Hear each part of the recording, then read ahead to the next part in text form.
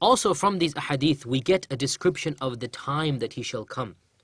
We already mentioned some ahadith which mentioned that the earth will be filled with injustice. The famous hadith of Abu Dawud, which we quoted before, that his name shall match my name and his father's name shall match my father's name.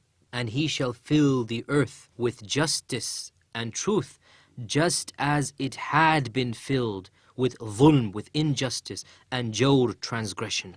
Likewise, in another hadith reported in the Musnad of Imam Ahmad, Abu Sa'id al-Khudri narrated that the Prophet ﷺ said, "The day of judgment shall not occur until the earth is filled with injustice and transgression." Look at what he's saying, the earth. So the entire earth will be filled with evil.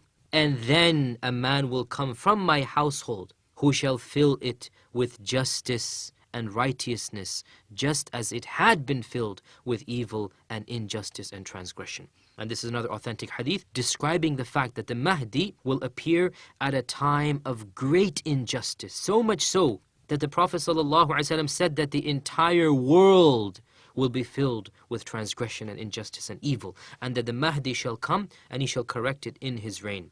This also implies that the Mahdi shall battle against the transgressors and correct the evil that is being perpetrated around the world. And evil does not appear instantaneously. No, evil spreads slowly but surely. So we can get a feeling from this hadith that the times will get worse and worse and worse, and more bloodshed and more evil and more injustice and oppression will appear bit by bit, until finally the entire earth will be subjugated to tyranny and oppression. And then the Mahdi will come and he shall fill it with truth and justice, as it had been filled with tyranny and injustice before his time.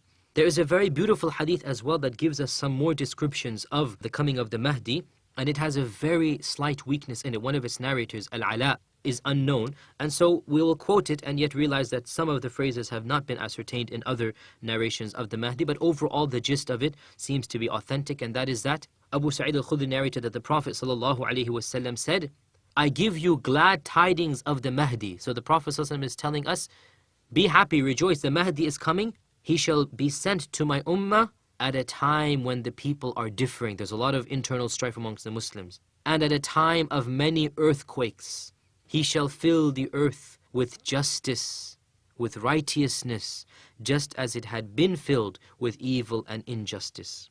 The inhabitants of the skies will be pleased with him, and so too will the inhabitants on the earth. He shall distribute money properly, and the hearts of the Muslims shall be filled with richness.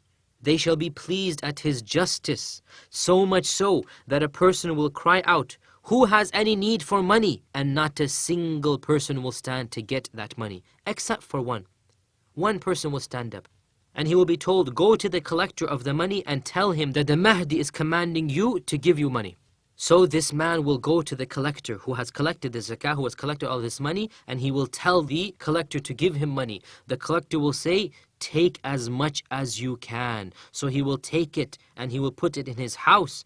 Then he will regret this and he will say, "I used to be the most generous of the ummah of Muhammad sallallahu alaihi wasallam.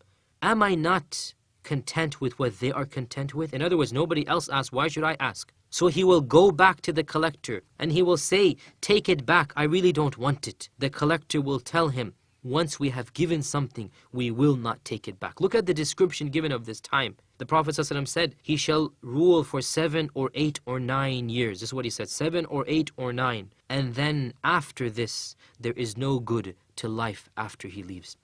This, as we said, is a very beautiful hadith. There is a very slight weakness in it. Al-Ala, one of the narrators, is unknown. However, many other phrases of it have been confirmed in other ahadith.